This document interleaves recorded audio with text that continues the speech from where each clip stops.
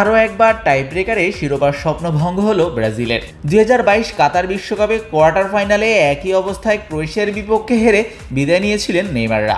বছর দুয়েক পর কোপার এবারের আসরেও অনেকটাই একই স্মৃতি ফিরল সেলেসাওদের জন্য। রবিবার সকালে কোয়ার্টার ফাইনালে উরুগুয়ের বিপক্ষে সেই টাইব্রেকারে হেরেই কোপা থেকে বিদায় নিল ব্রাজিল। পরপর দুই টুর্নামেন্টে এমন বিদায় নিশ্চিতভাবে বেশ হতাশ করেছে দলের ফুটবলারদের। টাইব্রেকারে হারের পর মার্কিনিউস মার্তিনেল্লিদের চোখে মুখের হতাশায় যেন বলে দিচ্ছিল এমন হার কতটা বেদনার। সদ্যই সেলেসাওদের দায়িত্ব নেওয়া দরিভাল জুনিয়রের জন্য ব্যাপারটা নিশ্চয়ই আলাদা নয়, তবে কোপার বিদায়ের পর তার চিন্তায় এখন কেবলই বিশ্বকাপে জায়গা করে নেওয়া।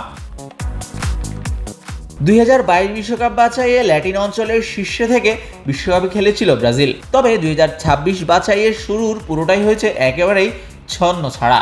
এখন পর্যন্ত 6 ম্যাচে জয় মাত্র 2টা, এতে 7 পয়েন্ট নিয়ে দলটা আছে 6।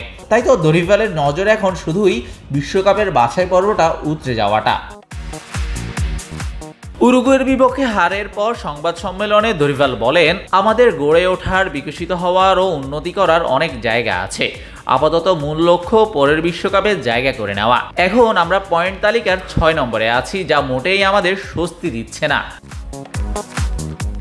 ব্রাজিলের কোচ হয়ে আসার পর এখন পর্যন্ত 8টি ম্যাচে দায়িত্ব পালন করেছেন দরিভাল, যার মধ্যে 4টা এই কোপাতে আর বাকি 4টা প্রীতি ম্যাচে।